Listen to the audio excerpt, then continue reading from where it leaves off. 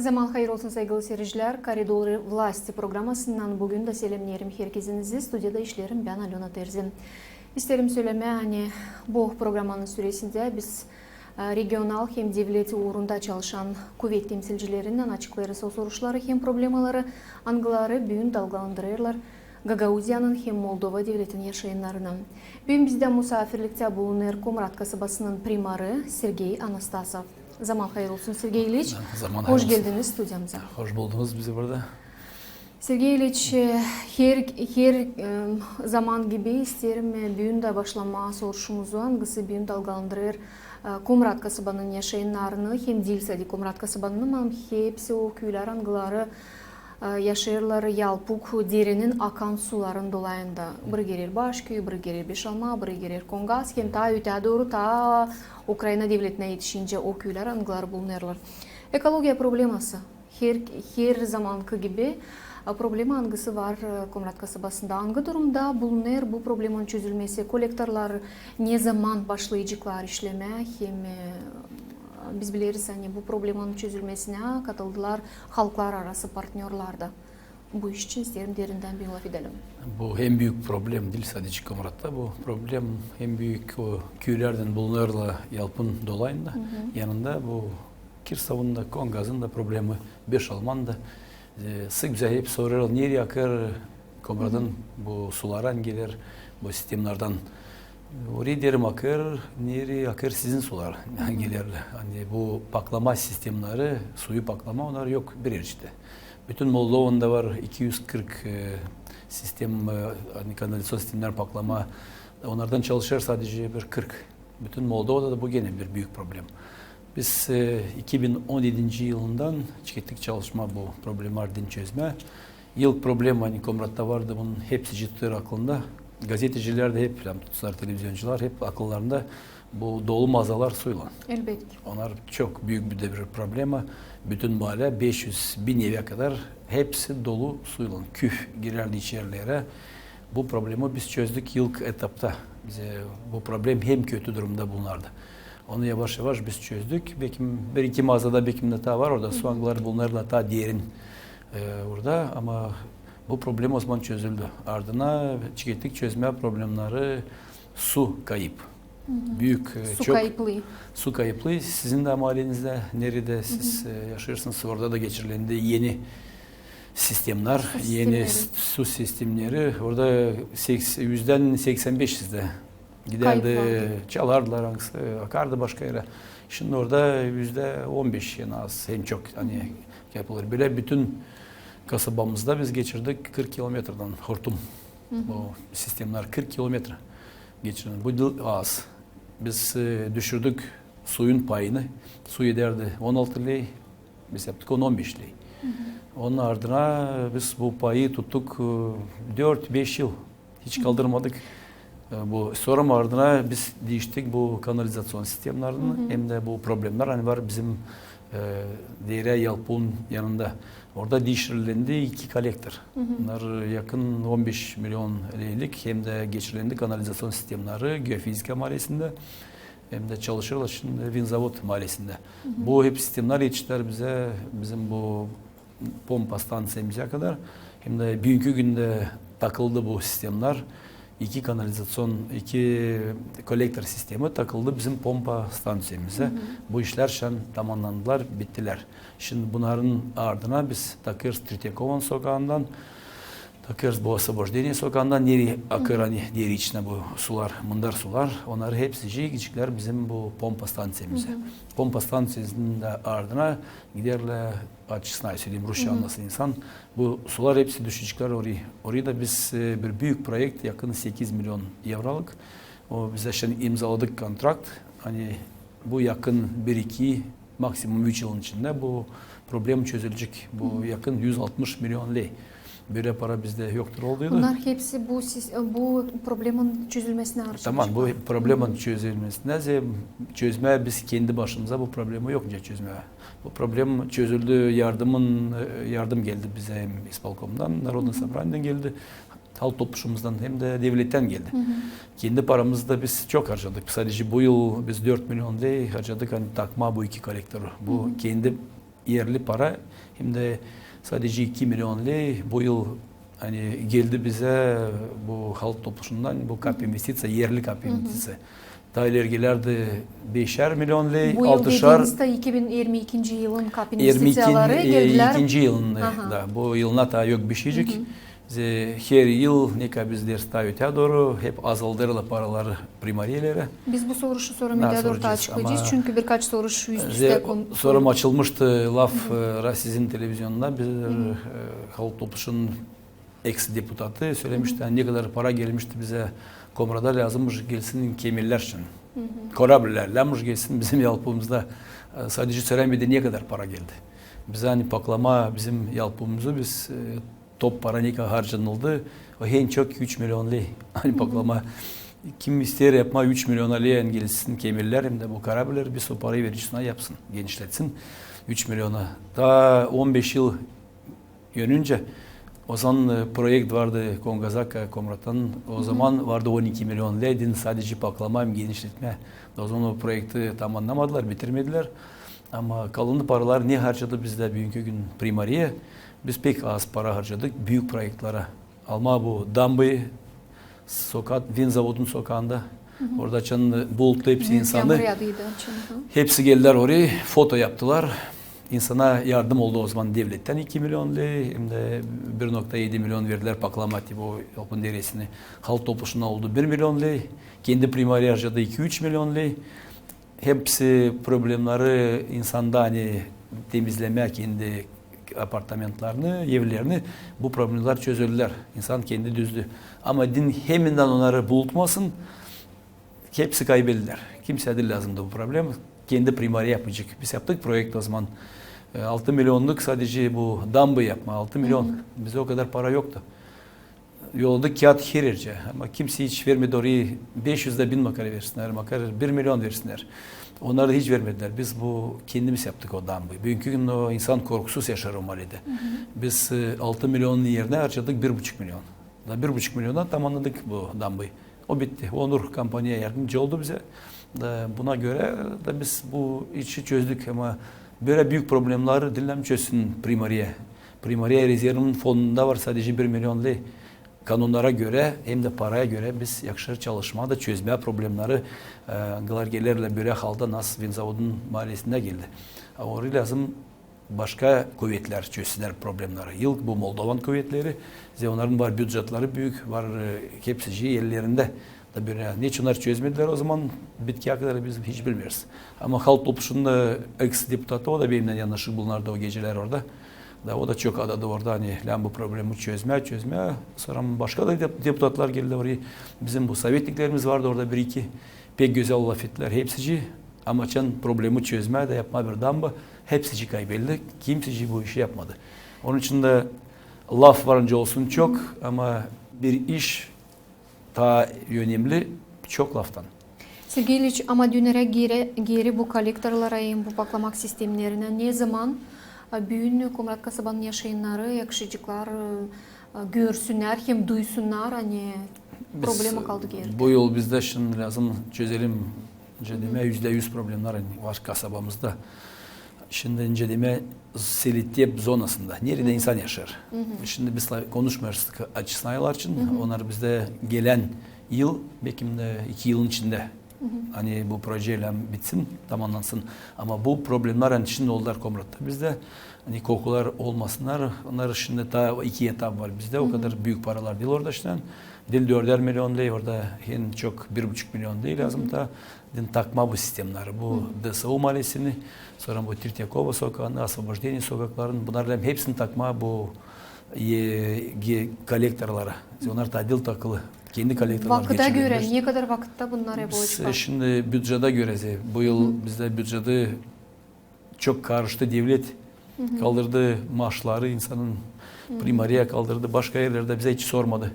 Biz programa bütçede koyduk bu paraları hani çözmeye bu problemleri. Ama kanun geldi biraz daha geç. Kanuna göre biz şimdi lazım bu 6-7 milyon lei bulalım hani dilen çözme problemleri yapıda. Ama nereden ödemeye maaşlarını da oraya bize az para kalırsa. Hani bu yıl bekim halk topluluğumuz verecek biraz çok az biraz para verecek. primariyelere hani çözmeye bu problemleri değil bak komrada. Başka da primariyelere. Söylerim hani bitki yıllar primariyelere bu kap investisyonlar hani gelirler.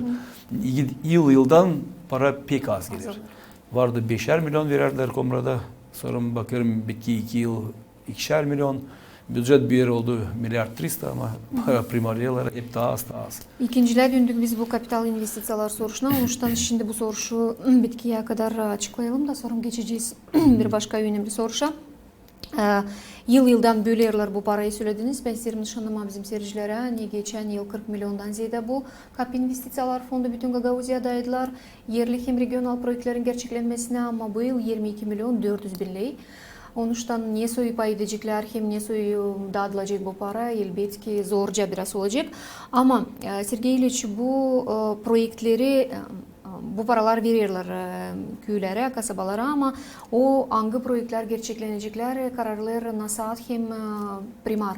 Bu yıla 2023 yıla varmış sonra ne söylesem projekt mi düşünmekler mi nereye siz istersiniz hani gelsin bu para KAP investisiyaların tarafından. Biz KAP investisiyaları her yıl sadece koyarız ekolojik problemlere. Sadece oraya. Biz sadece oraya. Biz hiç başka yere hiç koymuyoruzlar. Zerim çok laf oldu derim halk topluluğunda da.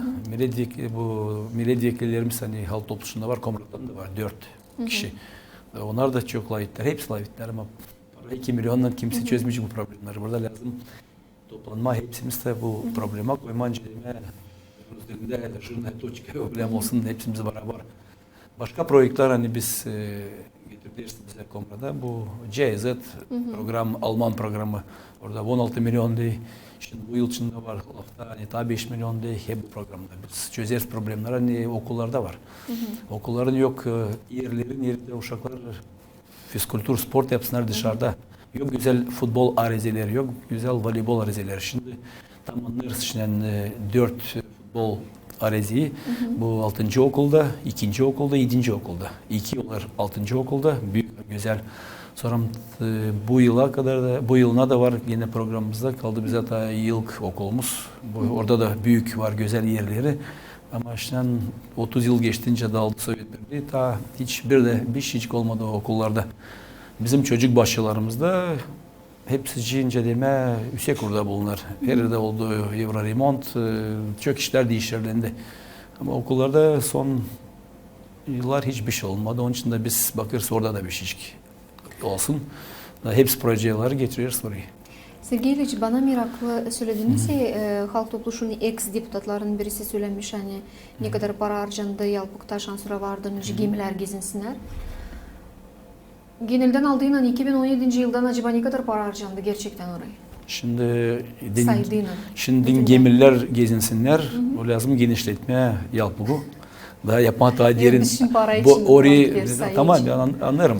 Orayı bize harcanıldı yakın 3 milyon diye. Bu 17. yıldan büyük güne kadar. Hani sadece 3 milyon değil. İnsanlar anlasınlar var mı önce bu soruşun tarafında laf etmeye olsa da? Niye o şimdi kimseler hani ne kadar para harcanıldı öyle söylesin sıfırlarla. Kaç para? 5 milyon 15 kolektör hani yapıldı o gemiler onun içinde üstünde gezmişler. Bu kolektörler yapıldılar hani çözme bu ekolojik problemleri. Anıları çözülmediler 15 20 30 yıl. 1990 yılında kimsecik çok az para konuldu. Bilirim hani almışlar ekolojik fonundan biraz para hani pompalar değiştirmeye bu GNS var bizde bu pompa stansiyasında sonra 1 milyon harcanıldı bu paklama sistemleri getirilmişti bir proje o zaman ama tamamlanamadı 23 milyon içinden sadece 1,5 milyon harcanıldı. Çok az para geldi 10 yılın içinde. Yılda belki 500 bin değil. Ama şimdi böyle paranca geldi son 3-4 yıl o kadar para yoktur geldiydi hani biz bu parayı çektik projelerden başka yerlerden hem de kendi belediye de harcadı. Kendi primariye her yıl harcadı en az 4'er milyon değil. 40 kilometre su boralarını, trubalarını geçirdiğiniz söylediniz. Hortumlar. Hortumlarını bitki yılın süresinde. Birkaç yıl önce o yıllar açan siz hemen başladığınız primar görevinde çalışma açıklanıldı. Hem de belli oldu. Hani bütün kasabada var 70% suyun kayıplığı. 73 vardı. 73. Bugünkü günde bu prosent iyisildi mi? Kaç prosent su kayıplığı hem neyle bağlı bu su kayıplığı? İyisildi, o iyisilmeydi. Biz lazımdı tutma dil 16 ile olcuydu o zaman suyun 1 metre kübiğe hem de olsun en az 20. Biz küçülttük bunu 50%'a kadar. Bu 23% hani aralarında var fark. Ama gene de suyun yarısı kasabaya gelen suyun yarısı kaybedilir mi? Lazım değiştirme hatta 50 kilometre. O lazım değiştirilsin her yıl sadece. Kısa zamanda yokunca yapma hepsi işleri naş olmamış 30 yıl 40 yıl. Bu işlerle olsunlar kasaba bu dili evin avlu. Hani bugünkü gün hızlı bu işleri var yapma. Değiştirilendi hortumlar, su hortumları ardından değiştirilenir takılır kanalizasyon sistemleri. İnsan sonra ister naş yolu ister. Da bu hepsi işler onlar hepsi para ederler. Kaç kubometre su, kaç bin kubometre su bir sutkada Komrat kasabasına gelir? Bizde var 1,5 milyon yılda 130 bin metre kubik bu aylık. Ayda biz. 130 bin mi? 130 bin. Ayda bir gelir. Ayda. Onun yarısı kayıp mı olur? Onun yarısı kayıp olur. O yarısı çalınır. O yani avlular içinden geçir hepsi hortumlar. Avlular hani yürünce geçirmiş de biz onları hep değiştiriyoruz işte şimdi. Vinzavod mahallesinde değiştirdik hepsi trubalar geçirdi sokaklarda. Orada değiştirdik ama var çok. Tukanyaska'da mahallesinde bu Tank mahallesinde de her yerde bu hani insan kendi kendisine yoldan geçirmişti. Avlular içinden yanına daha yakın. Orada kontrol yok. Orada insan %50'sinden 25'i bu çalınır, 25'i de kayıp olur. Hep bu eski hortumlar var çok. Yavaş yavaş su esilir de gider yer içine. Onun için de bizde mağazalar da doluydular o zaman. Hem de kanalizasyon sistemleri yoktu. O mahallede kendi septikleri hani dolarlar. Septiğe her ay 10-15 metre kübik düşerdi su. O su nereye gidecek? Gider mağaza içine. Mağaza içine. Onun için de bu doluydu mağazalar. Sergey Ильич, ilerlediler ki ekologiya problemasını ben isterim biraz laf edelim energetika uğru için. Biz hepsimiz biliriz hani Moldova devletinde energetika uğrunda hatalı bir durum çıktı. O bunda öte doğru ilerler. Hem güzün Moldova devleti hükümeti verdiği karar primariyalara, şkollara, devlet kurumlarına teklif. Ne su yapma öyle hani enerjiyi, şafkı, gazı biraz onun kullanmasını biraz daha azaltma. Bununla bağlı bitki vakitlarda çöyü başlarlar geçme, kullanma, alternatif energetika kolaylıklarını bilirsen Komrat kasabasında da birkaç kurumda fotoelektrik panellerini koyarlar yurtlara. Hani azaltma hem kullanma güneşten gelen enerjiyi iyi tarafa insana işlesin diye. İsterim bunun için niçin size sorarım bu soru çünkü siz primarlık görevinizden kare pek aktif paylarsınız türlü seminarlarda anglarında lavgide energetika hem ne kadar ben tutarım aklımda siz her zaman meraklanardınız böyle yeniliklerle inovasya tarafından yeniliklerle Komrat kasabasında hangi projeler geliştirilirler gerçeklenirler bugünkü günde hem bu yılın süresinde hangiler gerçeklenecekler Komrat'ta bağlı energetikayın diyelim naturadan doğal energetikayı kullanmak temasına göre. Biz yıl neden çıktık daha 2017 yılından bu hani sıcak olsun diş tarafından yani su girmesin çocuk başlarımıza onları koyduk inceleme proteksiya sıcak bu penopoliuretan koruntu bundan çıktık hepsi için. Oldu 5. programlar çekildi Japon programları başka programlar sonra bu paralardan vardı kendi kreşlerimizde bu çocuk başlarımızda da onlar bize bir praktik hepsi bir sıcak Polonya projekti oldu. 6. Bizim çocuk başımız 5.'si oldu Japon projenin. Şimdi 9. çocuk başımız bu diğer Satol Avrupan program hep bitiyor. Başka da kreşler bizde onlar hepsi 4. biz kendi paramızla yaptık 4. kreşi. O da hep soğuk geçerdi içine. Ekonomi oldu %50'si. Şimdi bu kreşlerde nerede bizde hani ısıtıldı bu duvarlar hepsi takımlar o kadar büyük para yok harcama. Biz durmuyoruz bu burada biz şimdi ev kültürümüz merkezimize oraya aldık sıcak pompalar şimdi. Sıcak pompa sistemleri bu çalışırlar elektrikten. Biz onları getirdik şandırıyorlar orada. Bu yıl şimdi biraz daha para koyucu soruyor yani takma onları. Da kültür merkezimizde bizde büyün ısıtıcık bu sıcak pompalardan. Bugünkü günde sıcak pompalar daha ucuz doğal gazdan 2-3 defa. Buraya lazım söyleme aylık 100 bin lira, buraya en çok 30 bin lira. Böyle sistemleri hem de sistem kondisyoner sistemleri. Onlar da bugünkü günde inverter kondisyoner sistemleri. Bunlar çok az kullanırlar bugün.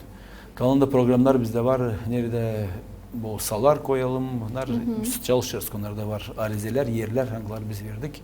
Hep kadar yavaş yavaş biz bu sistemlere gideceğiz. İleride orada durgunmayacağız. Biz zamanında çıkettik. Biz 2017 yılında çıketmedik bu işleri yapalım. Bugünkü gün çok çocuk başları, durcular kapalı. Bize o kadar çok para doğalgaza biz bulamayacaktık. Ama kendi vakitinde bu işler oldular. Olmadılar vakitinde bir problem olacaktı büyük bizde. İleride orada bizde var çok inovasyon sistemler var çok. Onlar hep takıcıyız hepsi için. Сергеевич, laf ederek uşak başçalarını, şkollarını ısıtmak sistemlerini için beslerim söylemen Sergeyevich bitki sıra koridoru vlasti programmasına geldi canavar ayında 4 ay geri programadaydınız. O zaman biz laf ettiydik o problemalar için angıları dalgalandırarlar yaşayanları, anaları, babaları çünkü kışa karşı herkesi düşünerdi. Acaba ne su geçecek kış? Acaba uşaklar soğukta kalmayacaklar mı? Acaba kışlayabilecekler mi? Acaba şkollar kapanmayacaklar mı? Çok panik her tarafıydı. Gerçekten bugün Mart ayındayız. Biraz daha soğuk havalar giderler ama gene de kış kaldı geride. Bugün niye soy kışladılar uşak başçaları hem şkolları var mı? Borç gaz için hepsi oldu İslam mı? Uşak başçalarında, şkollarında problema bu taraftan olmadı mı? Büyük problem var bize çıkmadı. Zerem ekonomi yaptık. Cumartesi, pazar biz sündürdük. Hem de kışta o kadar soğuk değildi. Hem de söylerim hani 17. yılından biz hep binalarımızı yaptık sıcak olsunlar. Onun hatırından da bizde bugün bu büyük problem çıkmadı. 9.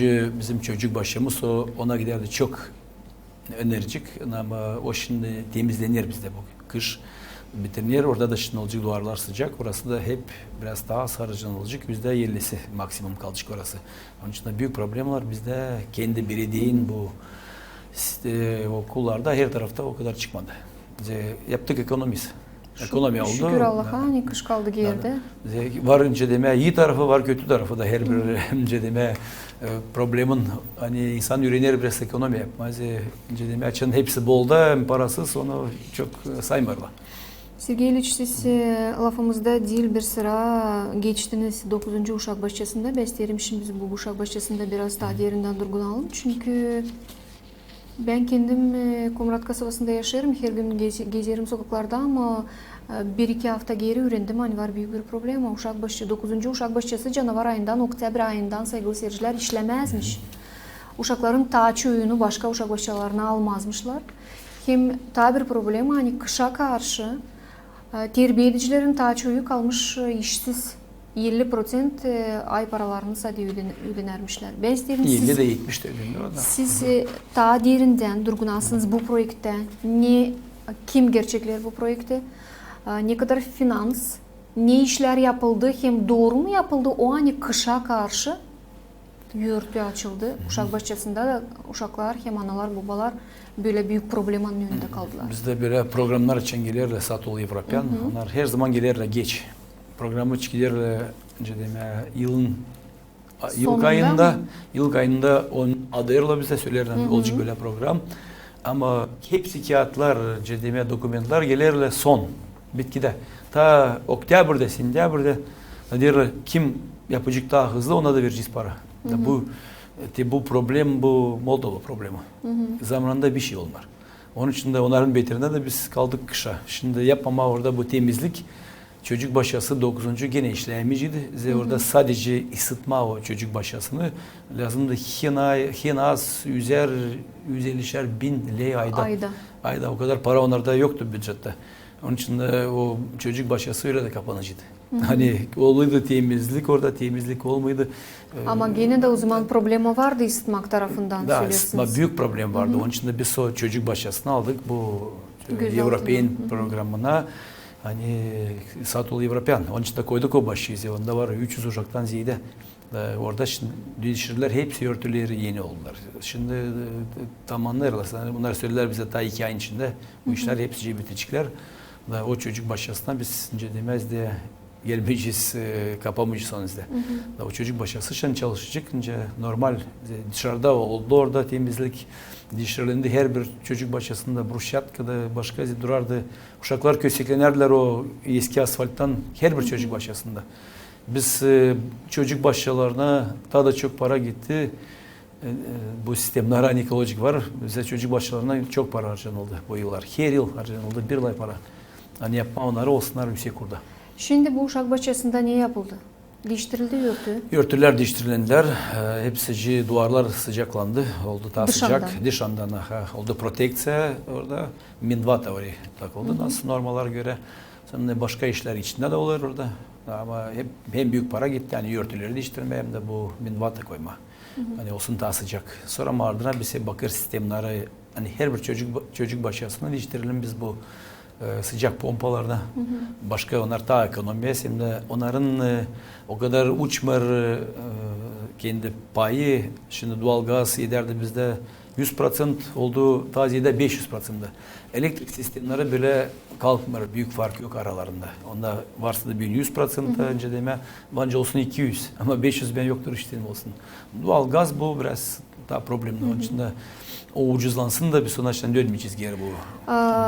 Aldığından aşağı yukarı kaç aydan sonra uşak bahçesi açılacak? Ben isterim mutlaka bunu söyleyesiniz çünkü seyircilerin 2 ay içinde arasında olmalı var o anaların. Büyün uşaklarla yerde oturuyorlar. 2 ay. 2 ayın içinde biz tamamlama hepsi işleri biz çirdik. April hem May. May sonunda biz tamamlama bitirme. O çocuklar gitsen gezme çocuk bahçesine. Hazırlanırken programayı gördüm saytınızda komrat.m'de bir haber yapılır. Neyse bir tender Komrat kasabasında soysuz gezen köpeklerin priyutuna neyse lazım orada alma. Bu problema gerçekten var Komrat kasabasında hem o var değil bir yıl. Hangi projektin ya da hangi halklar arası projektin yardımıyla siz gerçekleysiniz bu işi? Çünkü biliriz hani Komrat'ta o kadar çok problema var hani soysuz köpeklere din mahsus ev yapma birisinin aklına gelmiyor. İsterim bu işçi anladasınız. Gene statistiki söyleyeyim Moldova'dan insan biraz duysun birisinin var 9 köy hem de kasaba Moldova'da. Ama periyod var bir 40-50 ziyade yok. Hepsi köpeklerin gezerler bizde.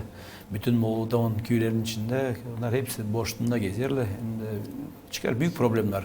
Hem köpekler için hem insan için. Köpekler için de hep canımız acır. Onlar da birer can. Burada var bizim bu organizasyonlar da insanları da katıldı. Yardımcı bizimle beraber biz yaparız Şimdi bu yılk etapı biz yaptık kontrakt bu elektrik sistemlerini geçirmeye o yere. Yerimiz için var. Nerede bulunur o yer? Bu yer çok meydan yoluna gitmeye. Yeni yol hani oldu bizde. Avrupa Birliği'nin yolu hani geçer Dolay Komrat'tan. O yolun sağ tarafında. Orada biz güzel bir yer ayırdık. Yarım hektar orada bizde. Hem de şimdi burada girişler proje tamamlanır. Zertisine kadar bitecek proje olacak. Verifikasyon hepsi geçecek. O projeye göre biz çıkacağız avlulardan. Kendi yerini biz doğrulttuk orada. Ardına geri avlular. Sonra insan organizasyonları bizde var, общественный organizasyonlar toplarlar biraz para, beton alsınlar kendi taraflarından. O kadar çok para biz harcayamayacağız ama hepsimiz beraber bu işi yapacağız. Orada olacak bizde en az 100 köpek için yer.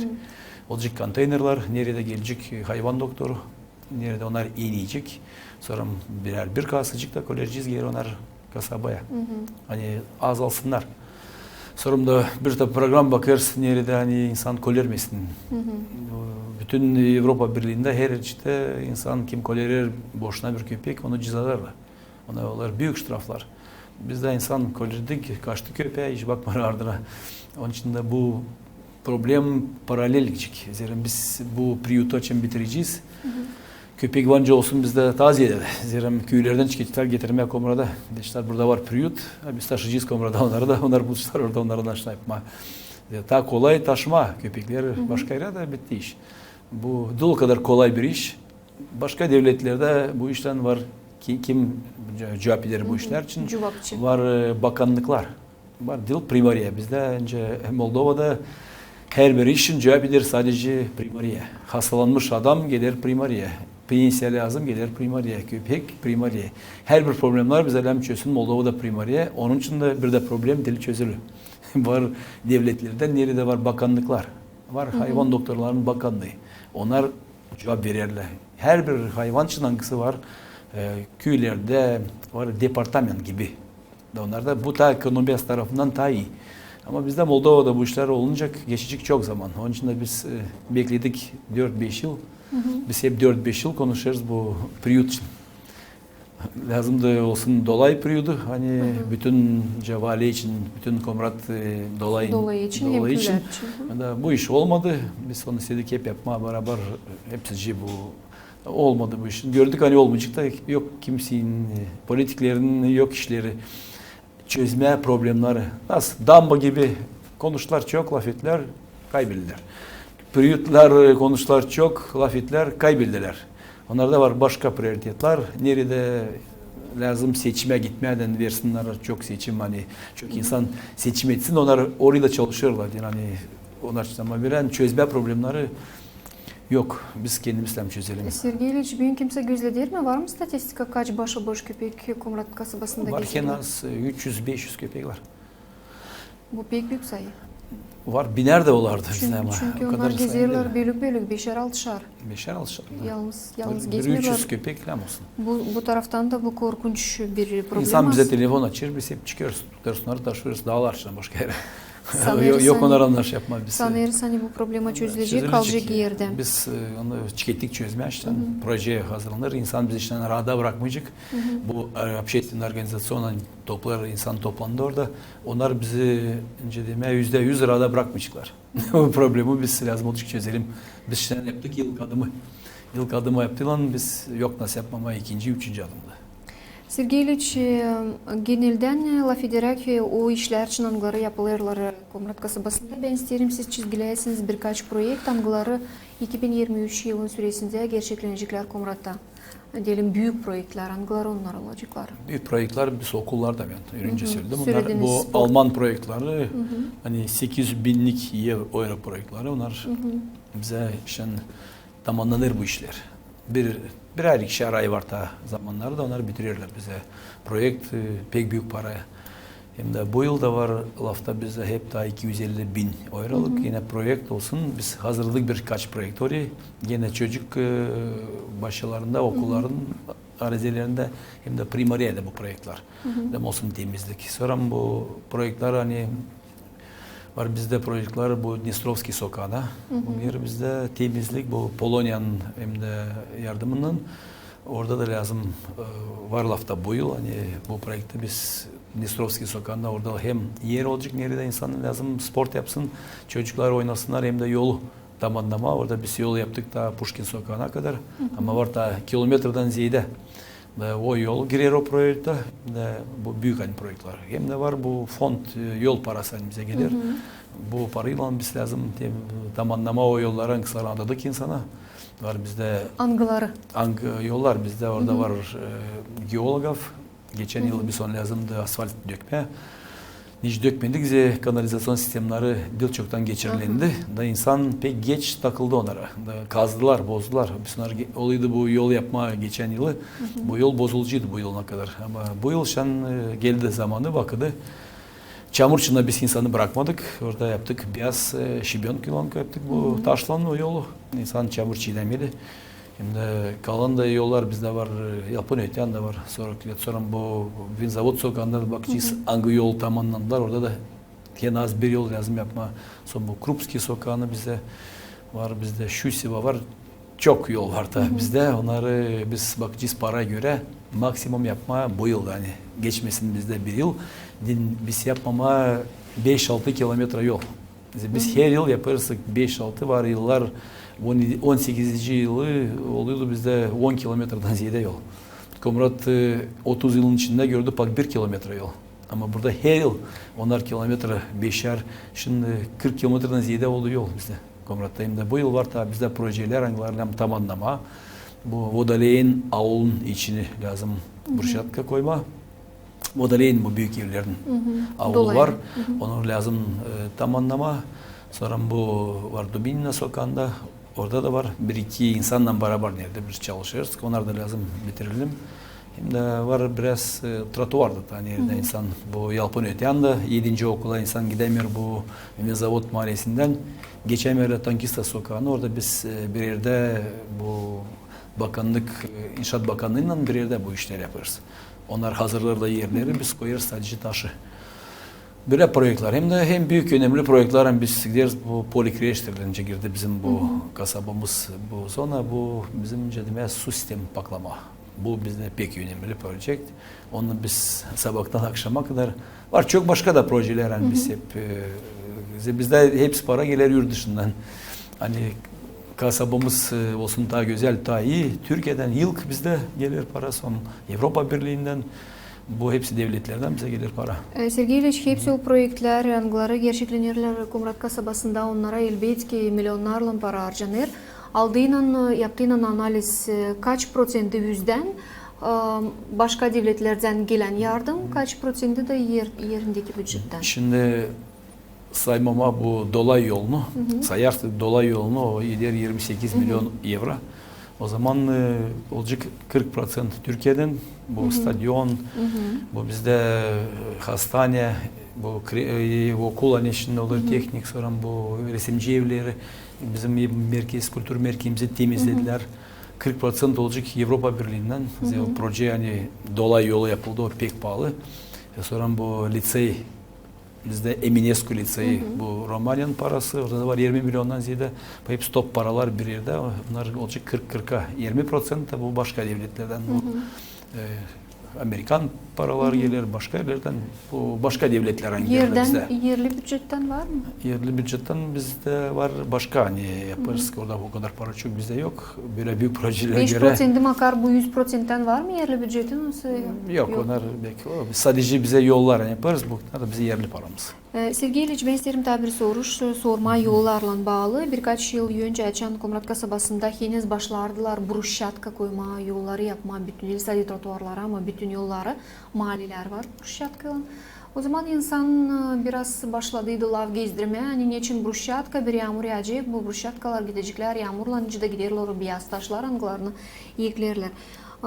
Geçtiğinden bu kadar yıl, 3-4 yıl sonra durarlar bu yollar. Yaptınız mı analiz? Ne kadar onlar büyün kavi hem kaliteli yapılır? Niçin sordum bu soru? Çünkü bugünlerde gene gördüm saytta bir danışma, hani tender yapılır brushatkanın satın alması için. Onun için de isterim sorma, ne kadar kaliteli büyün yapma bu yolları hem ne kadar finans tarafından daha ucuz çıkar? Komrat'ta yılk yol Matrosova oldu Brushatka'dan. Sonra bu oldu Galatsan sokağı, hem de oldu Fitko sokağı. Yılk yollar. İşten geçti 6 yıl. 6 yıl şimdi o yollar. Ondan önce varlar öyle de duruyorlar. Problem yok hiç onlarda. Ardına çadır şehri de biz Anatolia'yla hepsi beraber oturduk saydık. Naş daha ucuz beton mu, brushatka mı, bir yerde asfalt mı? O açan sayıyı getirdik hesaba. Anatolia hepsi yolları o da brushatka koyar şimdi. Yörünce dökerler beton. Beton o kadar estetik değil, o kadar kaliteli, onun kalitesi iyi ama estetik dilimde bu brushatka daha da çok sürüyor zaman. Var 50 yıllık yollar Türkiye'de ben gördüm. 50 yıl yol brushatka. 2 kilometre uzunluğu yol, bayır hiç yok, bir su alt sistemleri hiç yok, bir şey. Su gider yolun üstünde, hiçbir şey olmamış o yollara. Bizde de Komrat'ta Brushatka'nın oldu çok yol. Biz yılk gittik bu Gagauzya'da, Komrat çıktı yılk bu yollar yapma Brushatka'nın. Ardına çıktı çadır, başka köyler de çıktılar. Hep çıktılar Brushatka koymaz. Güzel estetik, o kadar pahalı değil. Bugünkü gün koyduğun asfalt bordür olan hem de Brushatka bordür olan parası bir çıkar. Asfalt nice biz kullanırız hep Brushatka'nın yanında. Biz son koyarız bordürsüz. Da o zaman onun parası daha düşük olur. Da çok yollar bize Komrat'ta etti. Çikalova sokağından gideriz de o bordürsüz oldu.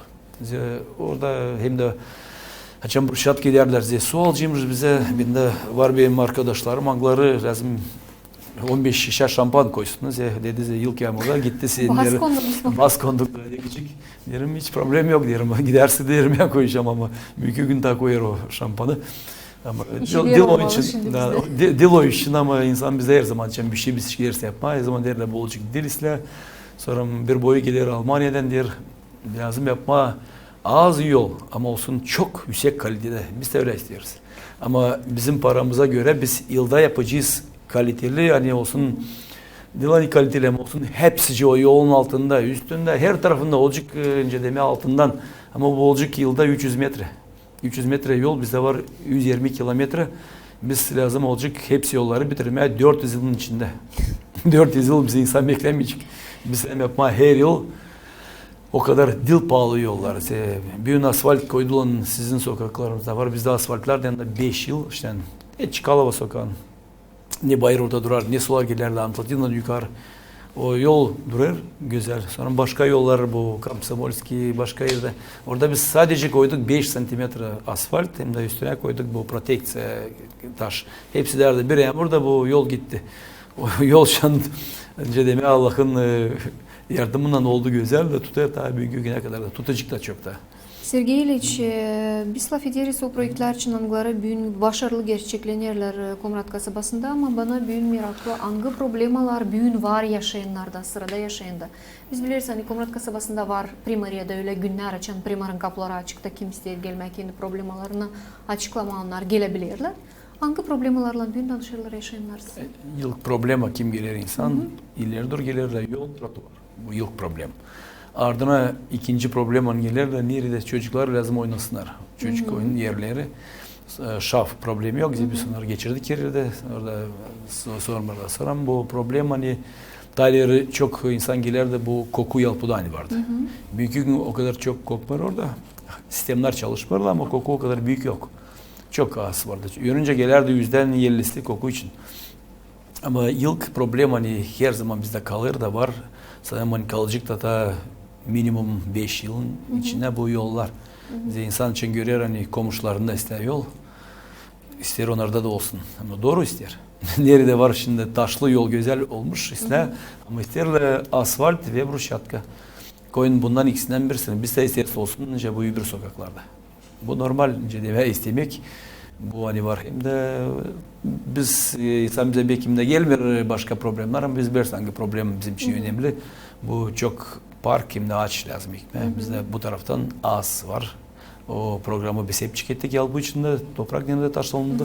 2 hektarda oldu güzel fidanlar. Onlar var şimdi 5 metre oldu. Sadece mi? Başka yerlerde olmayacak mı? Biz başka yerlerde İlke tamam o vakit açan fidanlar dikilir. Biz şimdi Komrad'ın içinde hem de biz bu ifade programlarına bize katılmayacağız. Bu programlara sonra yazarlar türlü politsiya her tarafa orada gitsinler kendileri koysunlar bu bizi vereceğiz arayacağız ama Komrad'ın içinde yalpı orada biz kendimiz koyarız. Programsız biz de başka yerde fidan ekmeyeceğiz. Biz yaptık devletin işini da onlar bize geldiler kontrolle polis bize zeytlerle bu işten biz onların işini yaptık. Bu devletin işi Komrad'ın başka yerinde hem de buradan biz yaptık hep devletin işini yaptık. Orada da gelir bize kontrol hiç böyle yapmış hiç böyle yapmış. Onun için de sadece Komrad'ın içinde. Sergey Iliç tabiri soruş angısı kaydı benim bakışımdan programın süresinde ama mutlaka dönerim geri onun için değil çoktan geçenlerde oldu kasabana saatin oturuşu. Nerede seçildi benim bakışıma göre bir önemli karar. Kaldırdılar suyun hem kanalizasyonun pahasına. Neyle bu bağlıydı hem ne oldu buna sebep? Kayıplar mı gene yoksa çok elektroenerjiye gider bu suyu insana yetiştirmeye mi? Ne oldu? O suyu lazım da kaldırsınlar çoktan da elektrik kalktı parada. Bizde %40% para gider elektriğe. Biz aylık 400.000 lei her ay ödüller elektrik sistemlerine. Elektrik sisteminden getirmeye bu suyu Komrat kasabasına. Tamam bizde o çok kaliteli su. Komrat'ta pek kaliteli su hem de gelir derinlikten de uzaktan 22 kilometre uzunluğu. Bu hortumlar derinliği 400 metre hem de uzunluğu 22 kilometre. Çökmeydan tarafından lazım buraya getirelim. Bu suyun kalitesi Tais'le hepsi sulardan var Moldova'da. Onun için de onun kalitesine göre onun önce deme parası çok küçük. 15 lei vardı 16. Biz şimdi öyle 2 hafta söyleyeyim döndük 16. yılın kendi bu payına. 16. yılında sadece 2 le'ye büyüdü parası. 2 lei hiçbir şey değil. Bu 5%, 7% ama elektrik kalktı 150-200%. Biz lazımdı su kalsın 30-40 lei olsun. Biz bu işi yapmadık. İlk milyon lei gitti gene primariyeden su kanala. Payı kaldırmama o kadar çok insana. Onun için de bu taraftan sanmıyorum insan pek çok mana varınca bulsunuz. Su olmadı 20 lei 25. Ama danıştı mı insan sordular mı? Niçin sormadık. kaldırdınız? Kimse o kadar çok kaldırmadık. Sadece politikler sordular. Sadece jurnalistler bile. Çok jurnalistler ama var. Çok soru soruyorlar. Politikler kimin zamanında su pahalıydı. Onlar da sordular. Pek çok kalkmış suyun parası. Suyun parası bugünkü güne göre bence söylemeye hiç kalkmadı. Hiç kalkmadı. 2 lei o hiçbir şey değil. O vardı 30 lei oldu 32. Kanalizasyon hem de bunlar o bir şey değil. Sergey İliç, bizim programımız yaklaşır kendi sonuna ama ben mutlaka lazım sorayım bir size bir soru. Yaklaşırlar seçimler. İnsan politikacılar yavaş yavaş başlarlar bildirmeye kendi açıklama kendi istediklerini başkan görevi seçimlerinde katılmak için. Hepsinde soruş Sergey İliç Anastasov bu seçimlerde başkan seçimlerinde Çiçek ayın 30'unda pay alacak mı? Kendi kandidaturasını başkan görevine çıkaracak mı? Şimdi bu seçim için gider. Bu ayın 20 April seçiminde. Biz konuşuruz şimdi 30. April için. Başkan seçimlerinde. Tamam başka seçimler ben onun için de söylüyorum size. Yani 30. April'de olacak bizde başkan seçimleri. Çiçek ayın 30'u. Çiçek'in ayın 30'u biz buraya katılmayacağız. Biz dediğinden siz katılmıyorsunuz. Biz katılmayacağız. Ben katılmayacağım bu seçimlere. Derim çok iş var da bizim Komrat'ta. Onları niye adadık biz daha hepsini yapmadık.